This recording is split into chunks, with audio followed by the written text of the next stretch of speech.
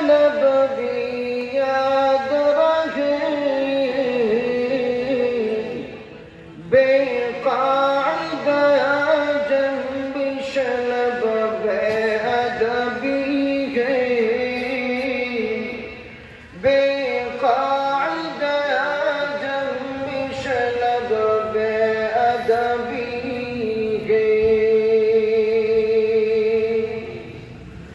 फिर पेश नजर गुंबद खजराग हरम है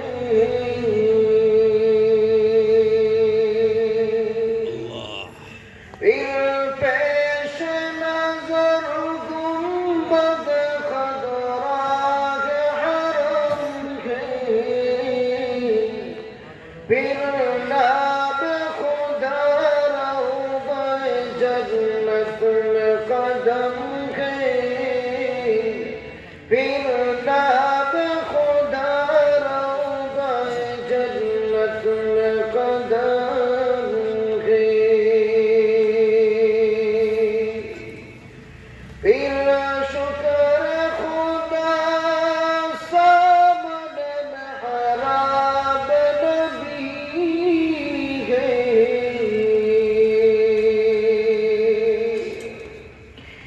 फिर शुक्र खुदा सामने मेहराब नबी है फिर सर्ग मेरा वर तेरा नक्श कदम है फिर सर्ग मेरा वर तेरा नक्श कदम है मेहराब नबी है कि कोई तूर तजल्ली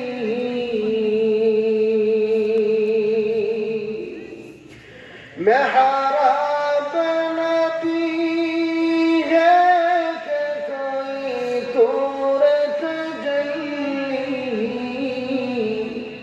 दिल शौक से लबरीज है और आँख भी नम है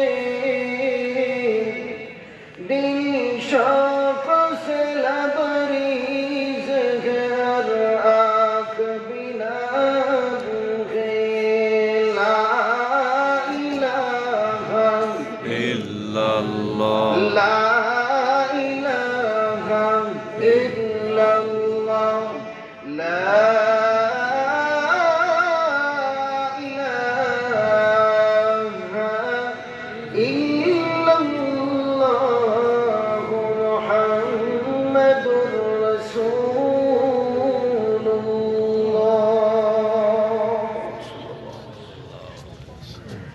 मंसूर दावतुल कुरान महिला মাদ্রাসার উদ্যোগে আজ 10 জানুয়ারি রোজ শুক্রবার তৃতীয় বার্ষিক ইসলামী মহাসম্মেলনের চলমান অধিবেশনের অত্যন্ত শ্রদ্ধাভাজন সম্মানিত সভাপতি পাশে বসা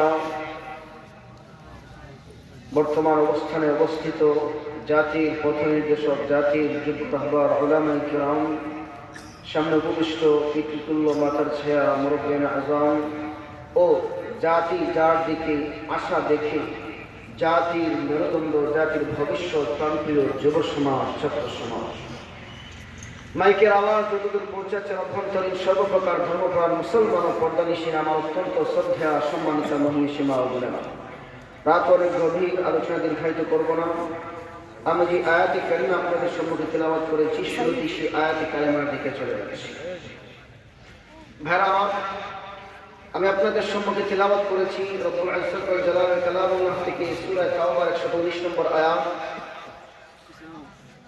11তম পারার 5 নম্বর পৃষ্ঠায় আয়াতখানা আছে হিফজুল কোরআনের মধ্যে এই আয়াতের মধ্যে আল্লাহ রব্বুল ইজ্জত ওয়াল জালাল দুইটা সাজেশন দেন দুইটা ওয়াজ ইমানদারদেরকে করেন আল্লাহ ইমানদারদেরকে কেন ওয়াজ করলেন জবাব হইল আল্লাহর ওয়াজ একমাত্র ইমানদাররাই মানবে ঠিক আইয়ুহাল্লাযীনা আমানু তাকুল্লাহ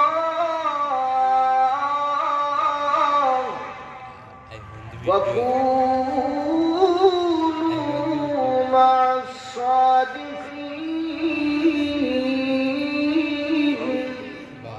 আল্লাহ রাব্বুল আলামিন বলেন, রে আমার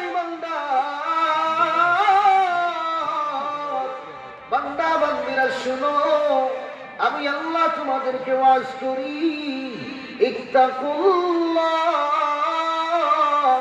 আমি আল্লাহকে ভয় করো। এরপরে আল্লাহ 2 নম্বর সাজেশন দেন, ওয়াকুনু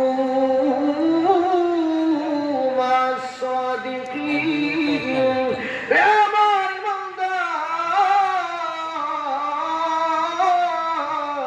বান্দা বান্দিরা শুনো, একা একা যদি আমি আল্লাহকে ভয় না করতে পারো গো, তাইলে আমাকে যারা ভয় করে, আমার ভয় যাদের অন্তরে আছে, যারা আল্লাহু আলাম, যারা সত্যবাদী, ওই সমস্ত সত্যবাদী আল্লাহ ওয়ালাদের সাথী হয়ে যায়।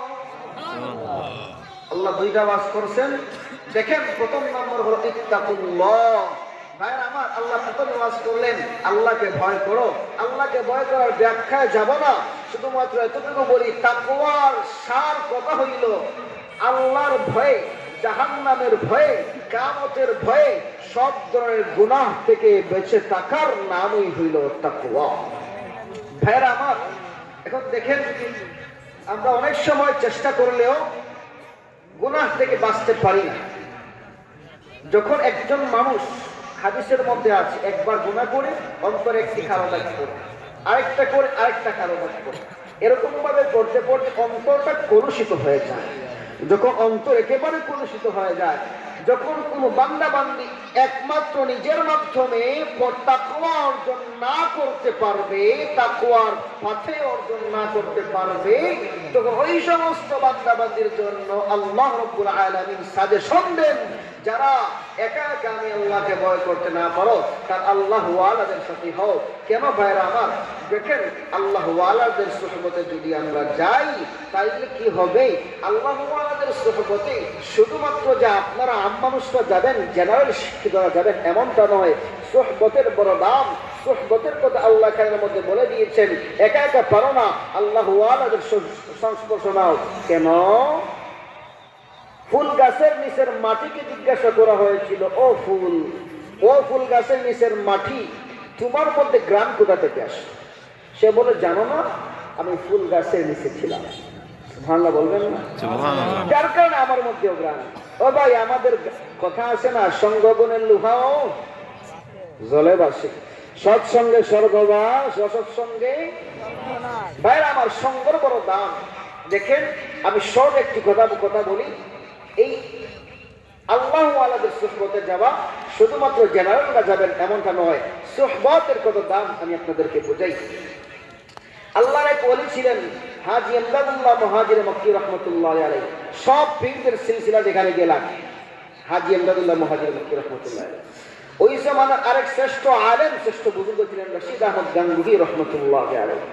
আমার ভাইরা, রশিদ আহমদ গাঙ্গুহি রহমতুল্লাহ আলাইহি মনে মনে ভাবলেন যে হাজী এমদাদুল্লাহ মুহাজির মক্কি রহমতুল্লাহ আলাইহি মাত্র কাফিয়া পর্যন্ত পড়ছেন। উনি, ওনার কাছে সারা দুনিয়ার মানুষ কেন যায়, আমাকেও বুঝতে হবে। আল্লাহর ওলি রশিদ আহমদ গাঙ্গুহি রহমতুল্লাহ আলাইহি হাজী এমদাদুল্লাহ মুহাজির মক্কি রহমতুল্লাহ আলাইহি নিকট গেলেন ওলির ওয়ালায়াতি পরীক্ষা করার জন্য। কেমন ওলি? এই দেখেন, হাজী এমদাদুল্লাহ মুহাজির মক্কি রহমতুল্লাহ আলাইহি খানকায় গেলেন। লম্বা করে না, শর্টে বলতেছি। আল্লাহর ওলি রশিদ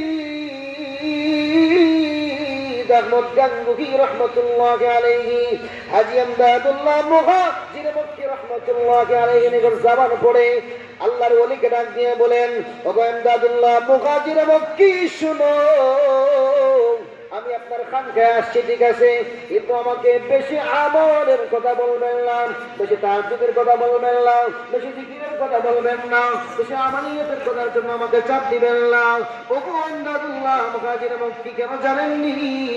আমি উম্মতের ফিকহি মাসআলা নিয়ে ফিকহি মাসআলার মধ্যে সময় অতিবাহিত করব। মাজলিসু ফিকহিন খায়রুম মিন ইবাদাতি 60 সালাত। এই হাদিসের ভিত্তিতে তিনি ইলমের প্রতি মনোযোগী ছিলেন। আমার ভাইরা, আমার বন্ধুরা, আল্লাহর ওলি রশিদ আহমদ গাঙ্গুহি যখন বলে আমলের জন্য